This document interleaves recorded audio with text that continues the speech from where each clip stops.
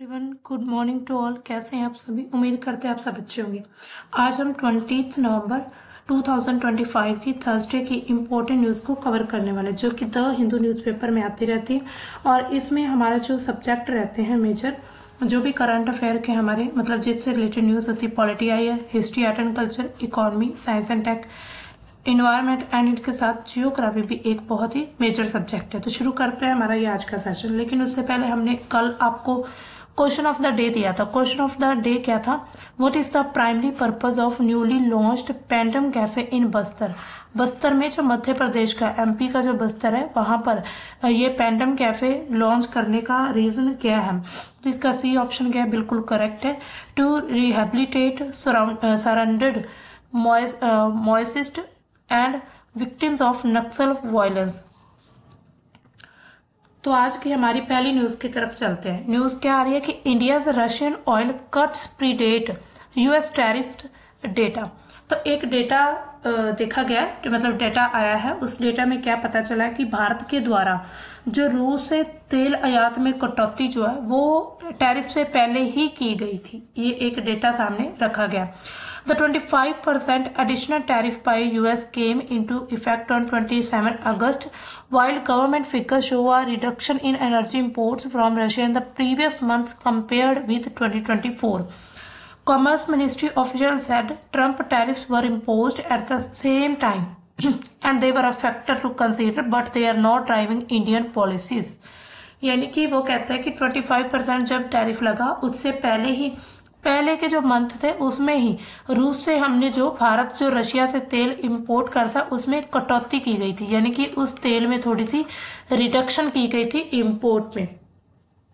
इसके अलावा जो सरकारी डेटा और जो ट्रेकर एजेंसी हैं, जैसे कि केपलर की एजेंसी है, उनके द्वारा क्या कहा गया है कि अप्रैल और सितंबर 2025 में रूस की जो हिस्सेदारी थी वो पहले ही कम होकर यानी कि पहले ही घटकर 32.3% रह गई थी, यानी कि उनके द्वारा ये डेटा दिया जा रहा है। इसके अलावा अगर हम देखें तो मतलब जो भी डेटा वगैरह लिया जाता है उसमें अप्रैल और सितंबर की अगर हम बात करें, सितंबर की, तो अप्रैल से लेकर सितंबर 2024 की, यहाँ पर आप ये देख सकते हैं, ये पूरा ग्राफ भी बना हुआ है यहाँ पर। तो इसको आधार वर्ष माना गया था और इसमें कुल आयात में कितना 35% कुछ हिस्सेदारी थी हमारी, मतलब कि बढ़ती निर्भरता, यानी कि हमारा लगातार निर्भरता वो बढ़ रही थी। इसके बाद एक अप्रैल से सितंबर 2025 की अगर हम बात करें तो यही बीच है, यहाँ पर सितंबर 2025 की, तो उसमें मतलब कटौती की गई थी और जो आयात था वो सिर्फ 32.3% ही रह गया था। उसके अलावा अगर हम देखें तो सितंबर 2024 में, ठीक है, सितंबर 2024 में भी 34 पॉइंट कुछ रह गया था। इसके अलावा मतलब आज की अगर हम बात करें तो जनवरी से अगस्त 2025 में 10% कम किया गया है। यहाँ पर जनवरी से अगस्त 2025 में 10% कम हो गया था इंपोर्ट, जो कि रशिया से हम कर रहे थे। इसके अलावा इसका मतलब अगर हम देखें कि कारण क्या है, सबसे पहले इसके पीछे कारण समझते हैं कि इतनी कटौती की है तो उसके पीछे कारण आखिर क्या रहा है। हालांकि जो अमेरिका है, यानी कि ट्रम्प, उसके द्वारा ये कहा जा रहा है कि मतलब कि भारत पर टैरिफ लगाया है, इसी वजह से उन्होंने कम किया है, लेकिन आंकड़े कुछ और बताते हैं। तो अब देखिए, टैरिफ से पहले कटौती करने का मतलब क्या है कि पिछले 10 महीनों में से 8 महीने में रूस से तेल आयात जो मूल्य है, यानी कि रूस से हमने जो तेल आयात किया उस मूल्य में कमी आई है, ठीक है। और जो रूसी रिफाइनरी हैं उन पर ड्रोन हमले, जो यूक्रेन ने ड्रोन हमले किए थे उन पर, और जो डिस्काउंट मतलब कम डिस्काउंट मिल रहा था उसके कारण ये कटौती की गई थी, यानी कि डिस्काउंट हमें कम दिया जा रहा था, ठीक है। इसी का ये कारण बताया जा रहा है। इसके अलावा GTRI की एक जो रिपोर्ट है उसके द्वारा क्या कहा गया है कि ये ओवर रिलायंस से, यानी कि हम ज्यादा ही किसी भी देश पर ज्यादा डिपेंड ना हो जाएं, उससे बचने के लिए ये कटौती की गई थी। इसके अलावा अमेरिकी दबाव का प्रभाव भी नजर आता है। हालांकि टैरिफ ने कटौती को तेज किया, लेकिन जो मूल ट्रेंड था वो पहले से ही था। यानी कि हम ये नहीं कह सकते कि टैरिफ लगने की वजह से ही भारत ने जो है रशिया से इंपोर्ट कम किया है। यानी कि ये कहा जा रहा है कि इंपोर्ट पहले ही हमने कटौती कर दी थी इंपोर्ट में, लेकिन टैरिफ लगने के कारण वो थोड़ी और ज्यादा कटौती कम होती गई। ठीक है।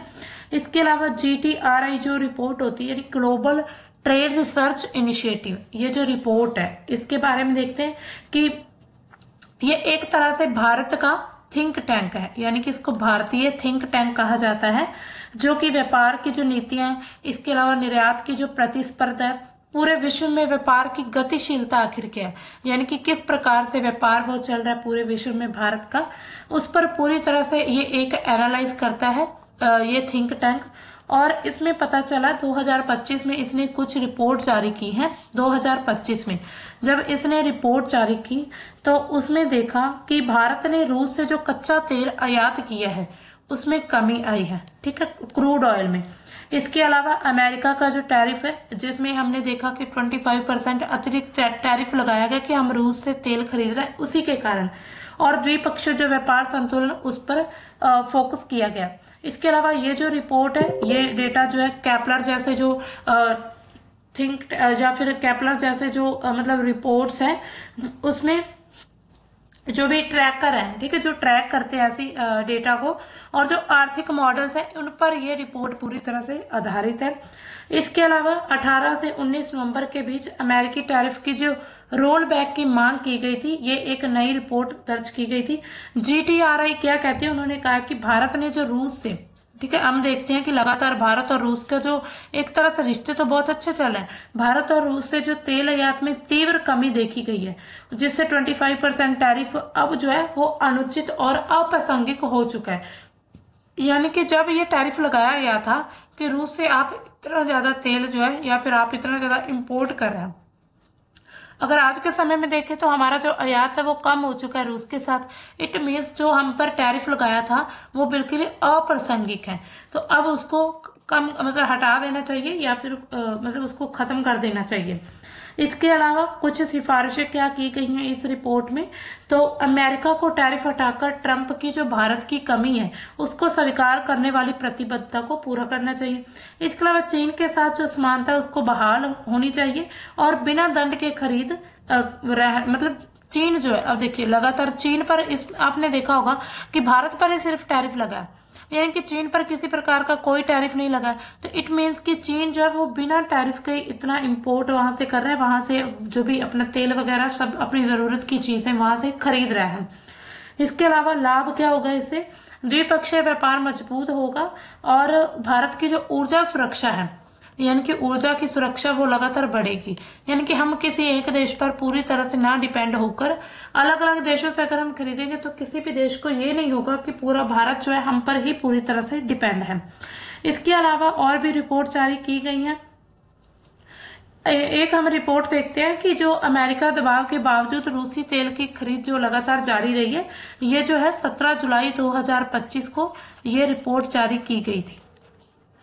ठीक है, मतलब कि टैरिफ लगने के बाद भी भारत ने क्या किया है, रूसी तेल आयात वो लगातार जारी रखा है। ठीक है, तो इसमें रिपोर्ट ने क्या कहा, मतलब GTRI जो है उसने क्या सलाह दी है, तो उन्होंने कहा कि सस्ते रूसी तेल जो है, यानी कि डिस्काउंट वगैरह मिलने पर उससे मुद्रास्फीति जो है वो भी नियंत्रित रहती है। यानी कि हम इसी वजह से तेल खरीद रहे हैं कि जो मुद्रास्फीति उसको कंट्रोल किया जा सके। अमेरिका का दबाव जब पड़ा उसका विरोध करना होगा, ये रिपोर्ट के द्वारा कहा गया है। नीति बदलाव से जो भविष्य उसकी मांग नहीं रुकेगी। इसके अलावा सिफारिशें क्या की गई थी इस रिपोर्ट में कि ऊर्जा नीति में रणनीतिक स्वायत्तता को बनाकर रखें, यानी कि जो भी भारत की ऊर्जा एनर्जी पॉलिसी जितनी भी है उस पर अपनी जो स्वायत्तता है उसको लगातार बना के रखना चाहिए। ठीक है, इसके अलावा GTRI की रिपोर्ट क्या दर्शाती है कि भारत की जो कटौती है वो विविधीकरण का परिणाम है। यानी कि विविधीकरण इट मीन्स ऐसे कि ये नहीं कह सकते कि हम सिर्फ अमेरिका के टैरिफ से ही हमने कटौती की है, बल्कि पहले से ही हम जो है रूस से तेल आयात जो वो कम कर चुके थे। इसके अलावा वहां पर नवंबर 2025 जो अभी चल रहा है, इसमें हमने देखा कि रूसी तेल जो आयात है 1.8 मिलियन जो मतलब बैरल वो प्रतिदिन यानी कि एक दिन पर स्थिर रहा।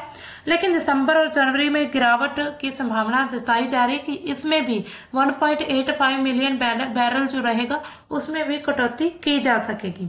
तो इसी तरह यानी कि ये भारत ने एक तरह से एक ये कहना चाहता है, साबित करना चाहता है इस रिपोर्ट के जरिए कि ये जो रशियन ऑयल हमने कट किया ये बिल्कुल टैरिफ से पहले ही किया गया था। हालांकि भारत पर कई प्रकार के ये भी आरोप लगाया जा रहा है कि अमेरिका के द्वारा ये चीज कही मतलब अमेरिका के द्वारा टैरिफ लगने के बाद ही ऐसा हुआ। यहाँ पर आप देख सकते हैं डाइवर्सिफाइड इंपोर्ट है, यानी कि रशिया का यूक्रेन के साथ ये युद्ध चल रहा है। इसके अलावा उन पर जो सैंक्शन लगाया जा रहा है यूएस और यूरोप के द्वारा, और जो डिस्काउंट है ये इंडिया को मतलब कि इंडिया इससे शिफ्ट मतलब इस वजह से भी कहीं ना कहीं शिफ्ट कर रहा है अपने इंपोर्ट को, यानी कि भारत जो अपने और भी वैकल्पिक देश ढूंढ रहा है इंपोर्ट के लिए। अब चलते हैं हमारी नेक्स्ट न्यूज की तरफ। नेक्स्ट न्यूज क्या आ रही है कि जो ट्रंप है उन्होंने एमबीएस का बचाव किया है, रियाद को प्रमुख नाटो सहयोगी भी घोषित कर दिया है। अब देखिए एमबीएस क्या है, इसकी पहले फुल फॉर्म देखते हैं। मेजर नॉन नाटो अलाई, ठीक है, मेजर नॉन नाटो अलाई। इस चीज का उन्होंने विरोध किया और सऊदी अरब को यानी कि रियाद को क्या कहा उन्होंने भी, रियाद जो है वो गैर नाटो सहयोगी है हमारा, ठीक है, नाटो में तो नहीं है लेकिन फिर भी हमारा सहयोगी बन रहा है। तो लगातार हम देख रहे हैं सऊदी अरब अमेरिका की बातचीत, मीटिंग्स उनकी काफी चल रही हैं, उनके बीच बातचीत, कुछ समझौते हो रहे हैं। इसी के साथ एक F-35 फाइटर जेट का जो समझौता है वो भी किया जा रहा है। यूएस के जो प्रेसिडेंट है इन्होंने होस्ट किया Saudi prince in White House में approved a major defence sale package, उनको एक तरह से अप्रूव हो चुका है, which includes future deliveries of F-35 and signed a nuclear war cooperation deal. MBS pledged to make investments worth $1 trillion in US। ठीक है, तो हम अब पूरी न्यूज को अच्छे से देख लेते हैं। तो हाल ही में अभी आज की एक दो दिन की बात पहले 18 नवंबर को अमेरिकी राष्ट्रपति जो डोनाल्ड ट्रंप है उन्होंने व्हाइट हाउस में सऊदी प्रिंस जो है मोहम्मद बिन सलमान उनके साथ बातचीत की, उनकी मीटिंग हुई, यानी कि उनको डिनर पर इनवाइट किया। और वहां पर उन्होंने कहा है कि मेजर नॉन नाटो अलाई, यानी कि नाटो का सदस्य नहीं है लेकिन फिर भी हमारा ये पूरी तरह से सहयोगी है, तो उन्होंने अपना सहयोगी घोषित कर दिया है इनको।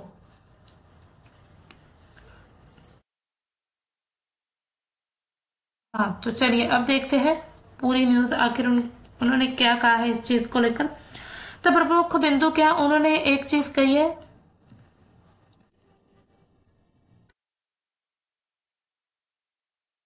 उन्होंने कहा है कि हाँ कि एमबीएस नहीं है, यानी कि जो हमने देखा मेजर नॉन नाटो अलाइज जो है, तो ट्रंप ने एमबीएस का खुलकर के बचाव कर दिया। उन्होंने 2018 में जो पत्रकार थे जमाल खशोगी जो थे उनकी हत्या के आरोपों पर सवाल उठाने वाले जो पत्रकार, उनको धमकाते हुए कहा कि हमारे जो मेहमान हैं उनको शर्मिंदा ना करें। यानी कि एक जो जमाल खशोगी एक पत्रकार थे, उनकी जैसे मृत्यु हो गई थी, मतलब उनकी हत्या हो गई थी, उस पर फिर से ये सवाल उठे हैं। तो उसी को लेकर अब जो ट्रंप है उन्होंने इस चीज को बिल्कुल इनकार कर दिया है। ट्रंप ने कहा है कि एमबीएस को खशोगी की हत्या के बारे में कुछ भी नहीं पता है। अमेरिकी रिपोर्ट क्या कहती है कि एमबीएस इस हत्या के लिए जिम्मेदार थे, जो खुफिया रिपोर्ट है, लेकिन ट्रंप जो है वो इस चीज को नजरअंदाज कर रहे हैं। अब ऐसा क्यों है, हो सकता है वो सऊदी के साथ बहुत अच्छे संबंध बनाने चाहते हैं, सऊदी को अपनी साइड करना चाहते हैं, इसी वजह से उन्होंने ये चीज है उन्होंने मतलब इस चीज से इनकार कर दिया। इसके अलावा उन्हें गैर नाटो सहयोगी का दर्जा भी दिया गया है, यानी कि जो ट्रंप है उन्होंने ये कहा कि मैं घोषणा करता हूं कि जो सऊदी अरब है उसको प्रमुख जो है गैर नाटो सहयोगी है हमारा, यानी कि नाटो का जो मेंबर नहीं है लेकिन फिर भी हमारा एक तरह से सहयोगी। अब नाटो क्या है? नाटो एक तरह से एक अलायंस है जिसमें कुछ देश शामिल है, जो ये उन्होंने एक तरह से पैक्ट साइन किया हुआ है, डिफेंस पैक्ट, कि अगर किसी एक कंट्री पर कोई अटैक करता है तो इट मीन्स कि दूसरी बाकी सभी कंट्रीज पर उसको अटैक माना जाएगा, और एक कंट्री के द्वारा जिस द्वारा अटैक हुआ है उस पर फिर बाकी जितनी भी कंट्रीज हैं वो मिलकर उस पर अटैक करेंगी, यानी कि उसको खत्म कर देंगी या फिर उनका साथ देंगी। तो ये पूरी तरह से नाटो का एक तरह से ग्रुप बना हुआ है, ठीक है। इसके अलावा और क्या समझौते हुए? ऐतिहासिक रणनीतिक रक्षा समझौता हुआ। सऊदी ने अमेरिका में $1 ट्रिलियन निवेश की बात भी कही है, यानी कि $1 ट्रिलियन जो है वो निवेश करेंगे। इसके अलावा जो मानव अधिकार समूह है उन्होंने इस चीज की आलोचना भी की है, खास करके जो खशोगी हत्याकांड है उसके द्वारा, और सऊदी यमन की जो नीतियां उसको लेकर। तो इस मतलब कि समझौते का प्रभाव क्या पड़ने वाला है इसको भी हम देखते हैं। लेकिन इससे पहले अगर हम देखें कि जो भी मतलब कि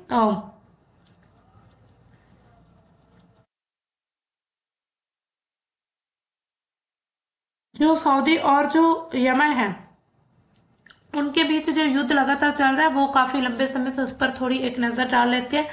यमन युद्ध जो है 2014 से लगातार बना हुआ है।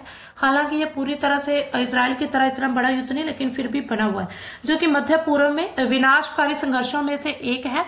और सऊदी अरब ने 2015 में इसमें महत्वपूर्ण भूमिका भी निभाई है इस युद्ध में। और ये जो यमन के आंतरिक गृह युद्ध चल रहा है, यानी कि उनके देश के अंदर ही ये युद्ध लगातार चला जा रहा है, और जो भी क्षेत्रीय वहां पर शक्तियां हैं जिसमें सऊदी अरब बनाम ईरान, यानी कि एक तरफ सऊदी अरब हो चुका है और दूसरी तरफ जो है ईरान, ऐसी सिचुएशन बन चुकी है। और इसमें जो है अमेरिका जो है वो सऊदी की तरफ, यूएसए जो है वो सऊदी को सपोर्ट करता है, यानी कि उनके साथ उनके डिफेंस पैक्ट वगैरह साइन हो रहे हैं। और दूसरी तरफ ईरान जो है उस पर कई सारे सैंक्शन लगाए जा रहे हैं। और ये सैंक्शंस आपको पता ही है, जैसे हाल ही में पहले जो ईरान के द्वारा इसी साल में जून के नजदीक ही इन्होंने मई जून में एक तरह से न्यूक्लियर टेस्टिंग की थी, और उसको लेकर उन्होंने ये चीज कही कि जो ईरान है, यानी कि यूएस और इजराइल के द्वारा ये कहा गया कि ईरान और जो मतलब ईरान है उसके द्वारा ये जो न्यूक्लियर वेपन बनाने की साजिश चल रही है, तो इसी वजह से अब उन पर फिर से टैरिफ मतलब कि सैंक्शन लगा दिए। इसके अलावा अगर हम बात करें सऊदी अरब और जो अमेरिका का समझौता हुआ है, सऊदी अमेरिका का जो समझौता है उसका क्या प्रभाव पड़ने वाला है? तो अब देखिए, सबसे पहले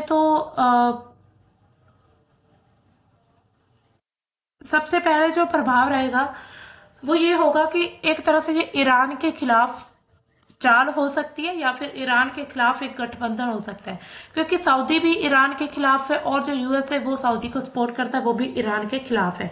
इसके अलावा मतलब सऊदी की जो सैन्य मजबूती होगी, सबसे पहले जैसे कि F-35 जो फाइटर जेट है वो खरीदेगा अमेरिका से, यूएसए से, तो उससे उनकी सेना मजबूत होगी।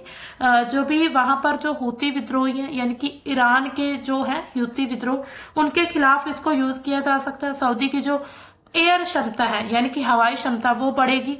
इसके अलावा जो मतलब कि हमले अभी भी वहां पर जारी हैं, तो अमेरिका को यमन में फिर से ये मतलब कि गहराई से उतार सकता है। इसके अलावा शांति प्रयासों पर भी कुछ असर पड़ने वाला है। जो ट्रंप प्रशासन है उन्होंने सऊदी को हूतियों से बातचीत की अनौपचारिक मंजूरी दी है, लेकिन F-35 जो जेट है सौदा जो है वो क्षेत्रीय संतुलन को भी बढ़ा सकता है, यानी कि जो सऊदी के द्वारा लगातार क्षेत्रीय मतलब कि अब देखिए बहुत सारी कंट्रीज है यहाँ पर, इन्हीं बीच यहाँ पर सऊदी है, तो सऊदी ने अब ऐसे ये फाइटर जेट खरीद लिए, तब जो बाकी देश है उनको तो ऐसा लगेगा कि ये कहीं हमारे खिलाफ ना यूज कर ले। तो इसी तरह ये पूरे जो मध्य जो पूरब है उसमें कहीं ना कहीं तनाव फिर से बढ़ जाएगा। इसके अलावा आर्थिक और रक्षा प्रभाव क्या पड़ेंगे? अमेरिका के लिए फायदा होने वाला है, क्योंकि जैसे अभी सऊदी ने कहा है कि वो $1 ट्रिलियन का निवेश करेगा यूएसए में, तो इसी वजह से उनकी जो इकोनॉमी है वो बूस्ट हो सकती है। सऊदी के लिए क्या फायदा रहेगा, हथियार का उनका भंडारण रख रखाव में अमेरिका की सहायता मिलेगी और फिर सहायता मिलने से उनका जो रक्षा का बजट है वो कम होगा।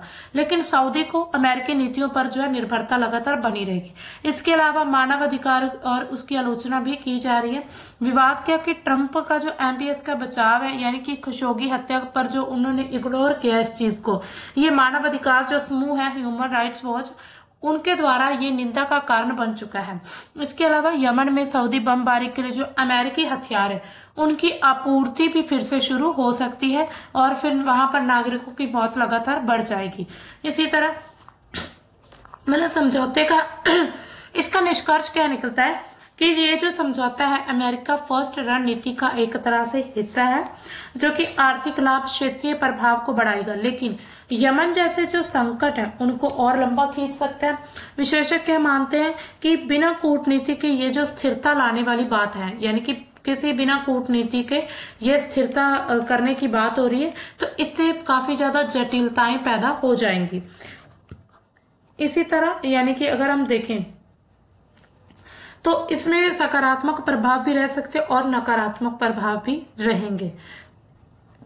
अब चलते हैं हमारे नेक्स्ट न्यूज। हालांकि ये न्यूज नहीं है, ये एडिटोरियल है, तो एडिटोरियल की तरफ चलते हैं। हमारा एडिटोरियल जो रहता है वो काफी ज्यादा इंपॉर्टेंट रहता है एग्जाम के पॉइंट ऑफ व्यू से। इसमें बहुत सारे इंपॉर्टेंट मतलब क्वेश्चन, इसमें टॉपिक, इसमें अगर हम देखें ना तो इसमें मेंस के क्वेश्चन भी बन जाते हैं। तो हमारा ये आज का एडिटोरियल क्या है, recognise the critical role of the child care worker, यानी कि बाल देखभाल जो कार्य करता है उनकी जो महत्वपूर्ण भूमिका क्या है, यानी कि जो बच्चों की देखभाल करते हैं जिनको चाइल्ड केयर वर्कर कहते हैं, तो उनकी इसमें इम्पोर्टेंट भूमिका क्या है उसके बारे में। तो ये जो एडिटोरियल है ये प्रोफेसर के द्वारा लिखा गया है जो कि School of Global Development University of East एंजिनिया यूके की है, उनके द्वारा ये पूरा एडिटोरियल लिखा गया। अब देखिए उन्होंने क्या चीज कही है कि 24 जुलाई 2023 को संयुक्त राष्ट्र की जो महासभा है उन्होंने हर साल 29 अक्टूबर को अंतर्राष्ट्रीय देखभाल और सहायता दिवस के रूप में मनाने के लिए एक प्रस्ताव पारित किया। इस प्रस्ताव ने व्यापक देखभाल सहायता नीतियों की महत्वपूर्ण भूमिका को मतलब की मान्यता दी है, जिसका उद्देश्य क्या है, अवैतनिक देखभाल, घरेलू काम को कम करना, पुनर्वितरित करना और जो उसका मूल्यांकन है उसको करना, ताकि समाज और उसके जितने भी सदस्य हैं, विशेष रूप से अगर हम बात करते हैं बच्चों में, ठीक है, जो चाइल्ड होते हैं उनमें विशेष रूप से बच्चों और जो वृद्ध होते हैं, विकलांग व्यक्तियों का कल्याण हो सके। इसके साथ ही देखभाल और घरेलू काम का एक बड़ा हिस्सा महिलाओं और किशोरियों के द्वारा यानी कि एडल्ट्स के द्वारा ये किया जाता देखभाल वगैरह। तो ये राष्ट्रीय आंकड़ों में भी अदृश्य इसको कम आंका जाता है, यानी कि कम गिना जाता है अगर महिलाओं के द्वारा कोई ऐसा काम कर दिया जाए जिसका उन्हें वेतन नहीं मिलता। तो ये चीज मतलब कि उनको एक तरह से उनको भी रिस्पेक्ट, उनको सम्मान देने के लिए, उनको मान्यता देने के लिए ये प्रस्ताव पारित किया गया था। इसके बाद अगर आप देखें तो उन्होंने कहा कि भारत में परिवार से बाहर की जो संस्थाओं के बीच ये देखभाल प्रदान करने का इतिहास काफी लंबा रहा है। यहाँ पर हम बात करते हैं और 20th सेंचुरी की बात करें तो शुरुआत में ताराबाई मोदक और गिजुलई बधेका जैसी जो शिक्षाविद हैं, यहाँ पर आप देख सकते हैं शिक्षाविद यानी कि एजुकेशनिस्ट जो है, हाँ, उनके द्वारा ये काम मतलब शुरू किया गया था। 20वीं सदी की बात है। और अगर हम इसको विकासात्मक रूप से देखें यानी कि इनका अगर हमें एक मिनट इसको थोड़ा जूम कर लेते हैं।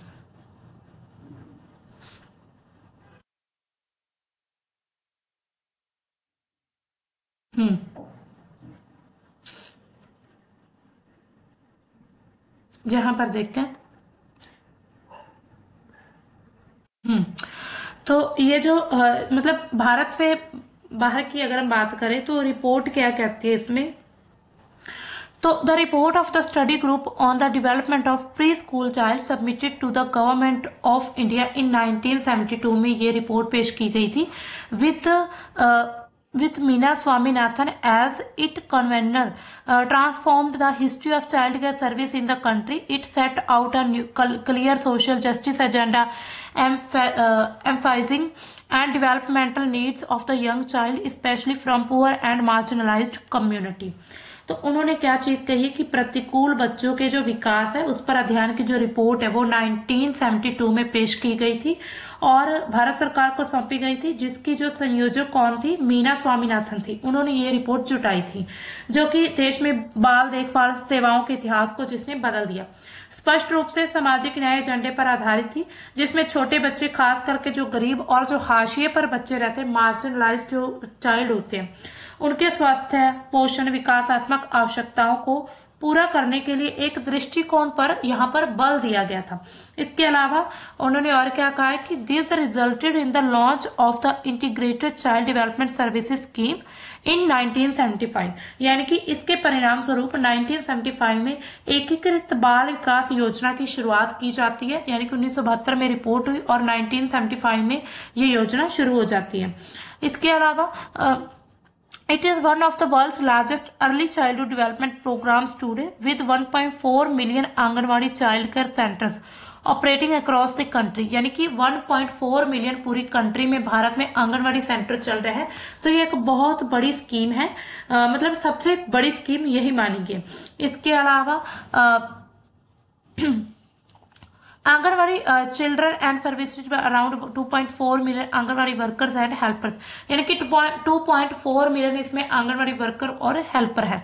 Based on estimated population projections and the need to reach over 60 million children by 2030, this number is likely to almost double to 2.6 million centres with over 5 million workers.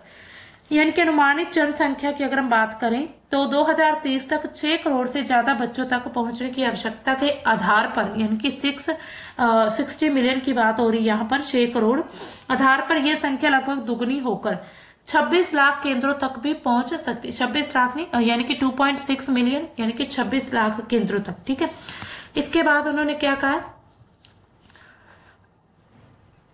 Underpaid and under valued, एक यहाँ पर उन्होंने topic दिया, यानी कि बात की underpaid and under valued. ठीक है, यानी कि कम भुगतान किया गया और कम मूल्यांकित, इनको कम भुगतान मिलता है और इसके साथ ही इनकी वैल्यू भी कम है, कम वैल्यू और कम भुगतान। ठीक है, तो इसमें जैसा कि कई राष्ट्रीय वैश्विक अध्ययनों से पता चलता है कि जो सामाजिक और जो विकासात्मक कल्याण होता है उसके लिए देखभाल को स्वीकार करने के बावजूद देखभाल कर्मियों को वेतन कम दिया जाता है, उनको जो वैल्यू कम रहती है, उनको इतनी ज्यादा रिस्पेक्ट, इज्जत नहीं मिल पाती, और बच्चों के जो शुरुआती विकास है उसमें योगदान को उनको पूरी तरह से मान्यता नहीं मिलती। हालांकि बच्चों का जब स्टार्टिंग से योगदान होता है तो उसमें सबसे बड़ी जो अगर हम देखें कंट्रीब्यूशन जो रहता है वो इन्हीं का रहता है, जो चाइल्ड केयर वर्कर्स होते हैं।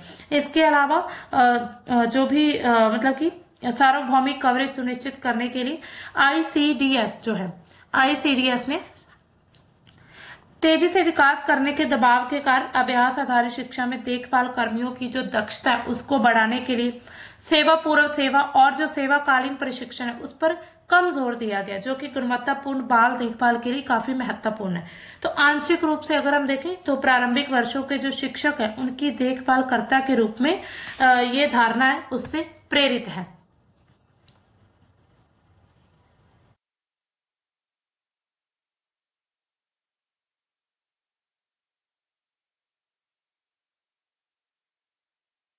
आगे क्या कहते हैं ये,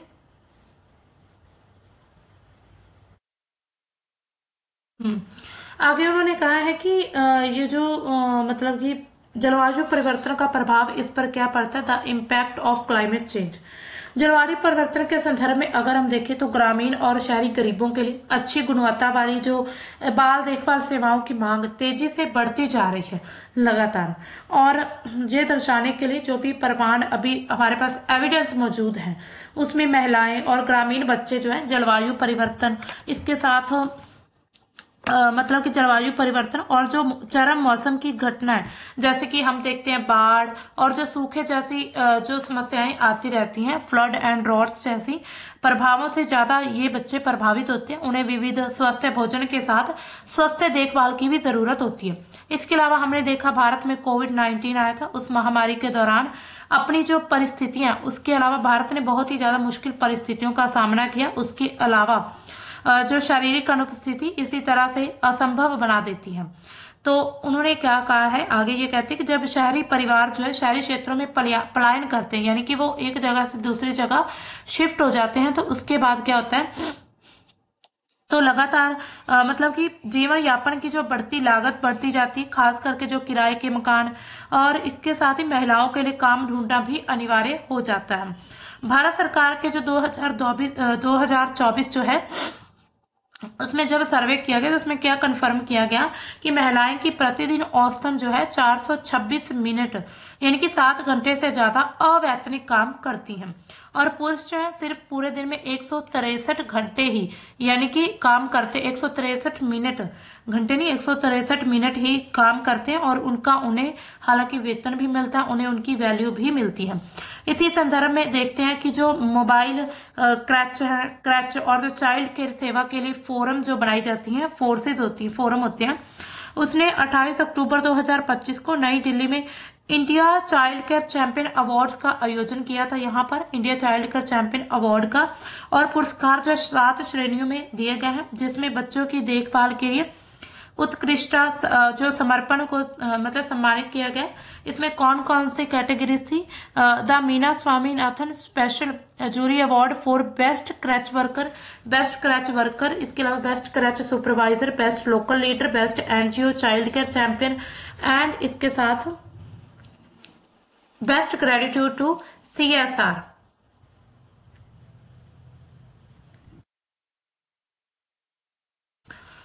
best gratitude to CSR founder in child care. तो ये 7 श्रेणियों में इनको अवार्ड दिए गए थे, और इस अवार्ड देने का मतलब क्या था, ताकि उन महिलाओं में भी एक तरह से जो है सम्मान की भावना हो, उनमें एक तरह से स्वाभिमान की भावना उनमें भी उत्पन्न हो। इसके अलावा यहाँ पर अगर हम देखें धीरे धीरे ये निश्चित रूप से माता पिता और उनके साथ विश्वास, उनके जो बच्चे हैं उनके साथ भावनात्मक बंधन बनाते हैं ये जो चाइल्ड केयर वर्कर होते हैं। इसके अलावा अगर हम देखें match the standard in Scandinavia, यानी कि स्कैंडिनेविया के जो मानक है उनसे मेल खाते हुए कुछ ऐसे स्टैंडर्ड भी मैच होते हैं। कर्मियों को मान्यता देना, इसके साथ ही गुणवत्तापूर्ण परिपक्व देखभाल प्रदान करना, एक मजबूत समावेशी राष्ट्र की नींव रखना, उसमें महत्वपूर्ण भूमिका को उजागर करने का ये पहला कदम है। फिर भी ये सुनिश्चित करने के अलावा कि उन्हें उचित वेतन, उन्हें काम और अच्छी परिस्थितियां मिले, अभी भी बहुत कुछ किया जाना बाकी है। यानी कि अभी तक फिर भी उनको पूरा अच्छे से इंफ्रास्ट्रक्चर, हर तरह से उनको पूरी तरह से उनको स्ट्रेंथ नहीं मिल पा रही है।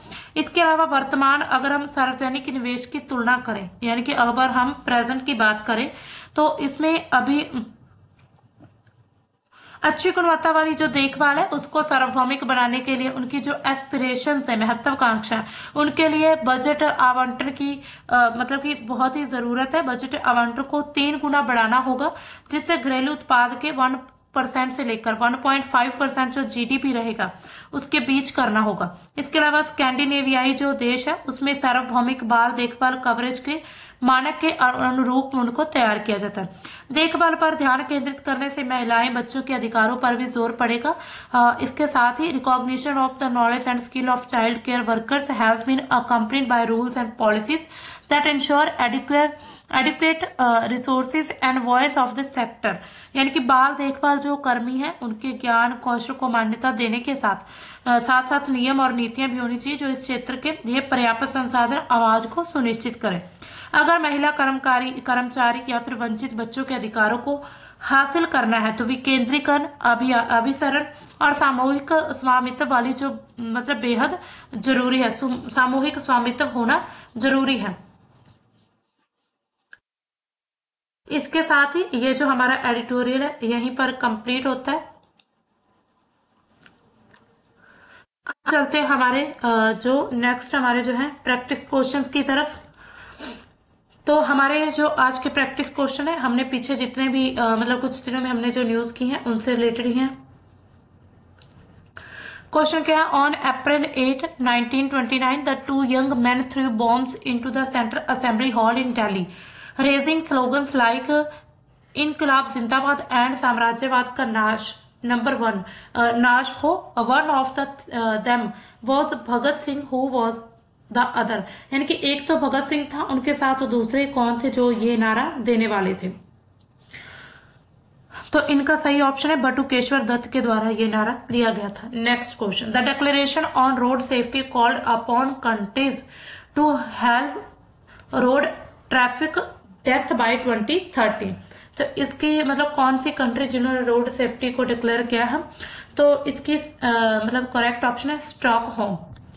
Who is the current minister of for tribal affairs in India, ये आप सभी को पता ही होगा, ज्वाल ओराम।